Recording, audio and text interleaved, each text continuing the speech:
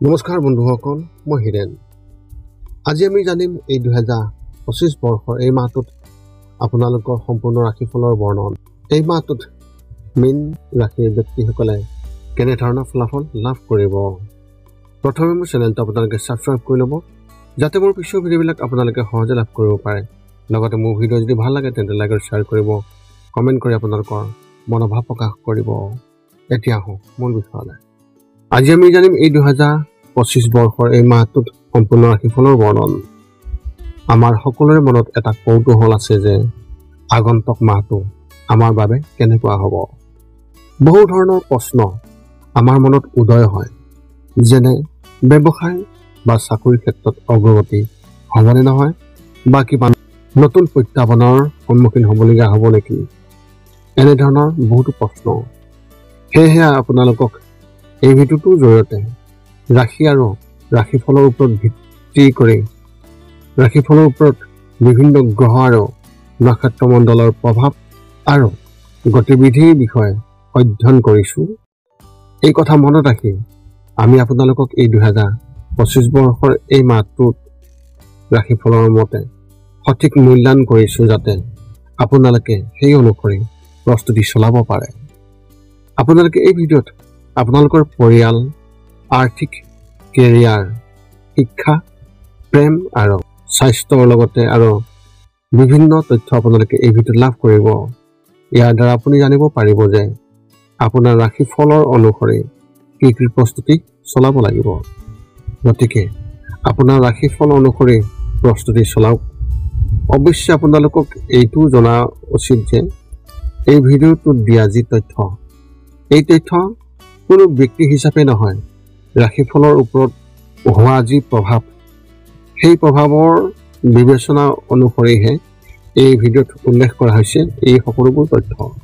গতিকে এনেদৰে আপুনি আপোনাৰ জীৱনত ঘটিব পৰা সকলো কথাৰ তথ্য লাভ কৰক।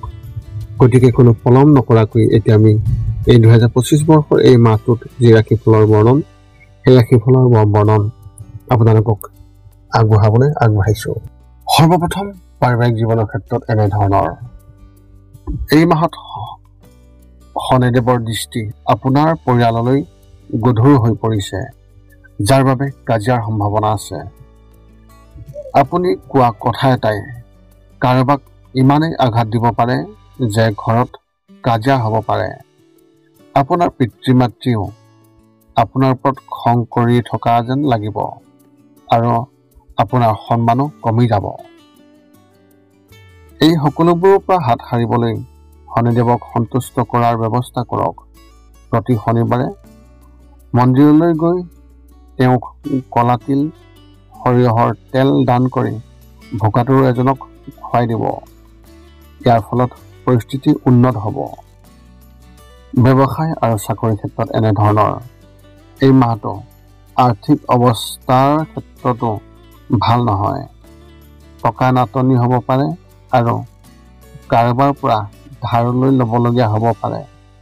যদি টকাখিনি ক'ৰবাত বিনিয়োগ কৰা হয়, তেন্তে কাৰোবাক ঋণ দিয়া হয়, তেন্তে তাৰ পৰাও কোনোবাই লোকচান ভুগিবলগীয়া হ'ব পাৰে।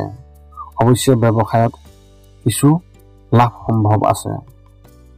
যদি আপুনি কৰ্মৰত, তেন্তে সাৱধানে কাম কৰক, কাৰণ আপোনাৰ সম্পৰ্কে ৰাজনীতি হ'ব পাৰে, যিয়ে আপোনাৰ ভাৱমূৰ্তিৰ ক্ষতি কৰিব।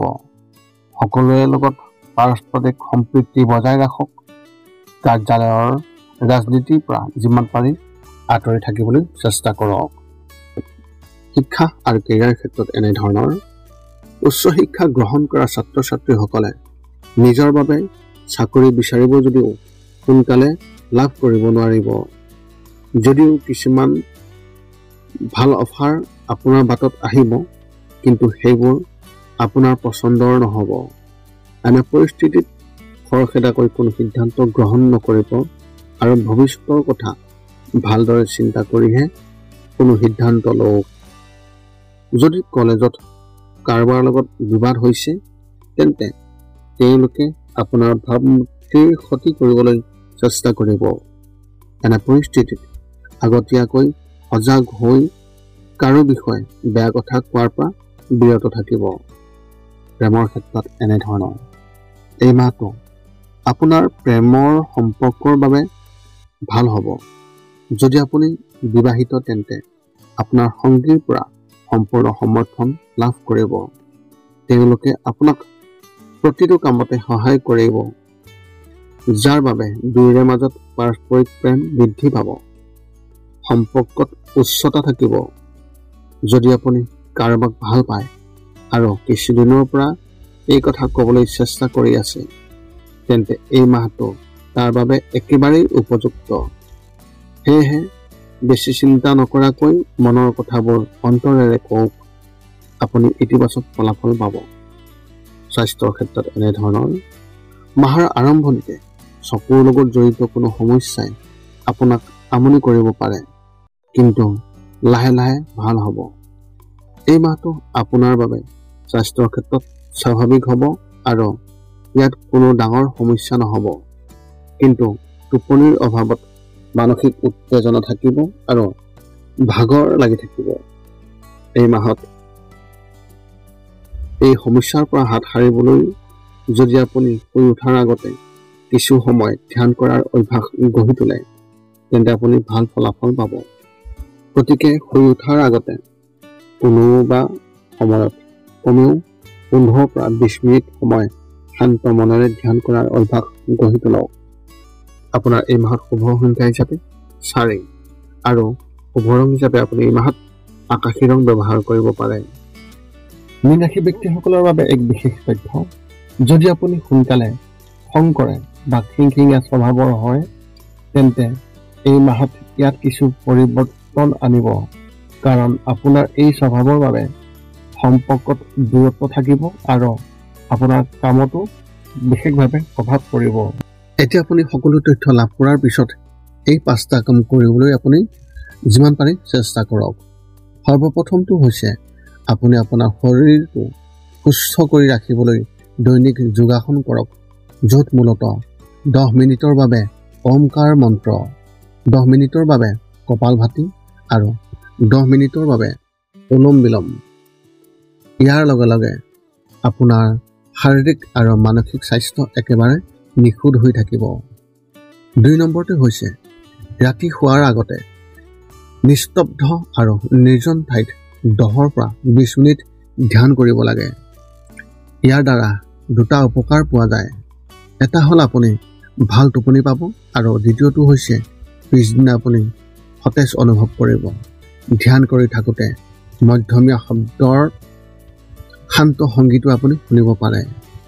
3 নম্বৰটো হৈছে প্ৰতি মংগলবাৰে পুৱা নিশ্চয় হনুমান চালিচা পাঠ কৰক আৰু হনুমান মন্দিৰ দৰ্শন কৰক, নতুবা আপুনি বিষ্ণু মন্দিৰ দৰ্শন কৰক।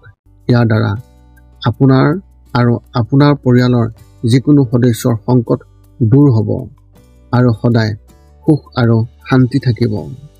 4 নম্বৰটো হৈছে ঘৰৰ বাহিৰত গৰু আৰু কুকুৰক প্ৰতিদিনে আপুনি পাৰিলে খাদ্য খুৱাব লাগে। খাদ্য খোৱাক আৰু যদি পাৰে চৰাই চিৰিকটি আদিকো খাদ্য আৰু পানীৰ যোগান ধৰক। এই পৃথিৱীখন যিমান আমাৰ সিমানেই সিহঁতৰো। নিতৌ ইহঁতক খুৱাই আমি তেওঁলোকৰ পৰা এক আশীৰ্বাদ লাভ কৰিব পাৰোঁ আৰু আমাৰ ওপৰত থকা গ্ৰহবোৰৰ কুপ্ৰভাৱ দূৰ হ'ব। সদশেষত 5 নম্বৰটো হৈছে আপুনি পাৰিলে মাজে মাজে চৌপাশৰ দুখীয়া ব্যক্তিসকলক আপুনি পাৰিলে সহায় কৰক আৰু ভোকাতুৰ ব্যক্তিসকলক আপুনি পাৰিলে খুৱাবলৈ চেষ্টা কৰক। এয়া আছিল এই 2025 বৰ্ষত এপ্ৰিল মাহত লাভ কৰিবলগীয়া সম্পূৰ্ণ ৰাশিফলৰ বৰ্ণন। যদি আপোনাৰ মনত এতিয়াও জ্যোতিষ সম্বন্ধীয় কিবা প্ৰশ্ন আছে, তেন্তে আপুনি আমাক এই ভিডিঅ'ৰ তলত কমেণ্ট কৰি আপোনালোকৰ প্ৰশ্ন আমাক অৱগত কৰাওক আৰু আমি আপোনালোকৰ প্ৰশ্নৰ উত্তৰ আমি সকলো সময়তে দিবলৈ আমি সকলো সময়তে সাজু আছোঁ। যদি মোৰ ভিডিঅ'টো ভাল লাগিল, তেন্তে লাইক, শ্বেয়াৰ, কমেণ্ট কৰিব আৰু এই চেনেলটোৰ লগত সম্পৰ্ক বজাই ৰাখিবলৈ আপুনি চেনেলটো ছাবস্ক্ৰাইব কৰি দিব, যাতে আমি পুনৰ লগ পাওঁ অন্য এটা ভিডিঅ'ত এই চেনেলৰ জৰিয়তে। পুনৰ লগ পাম অন্য এটা ভিডিঅ'ত। আজিলৈ ধন্যবাদ।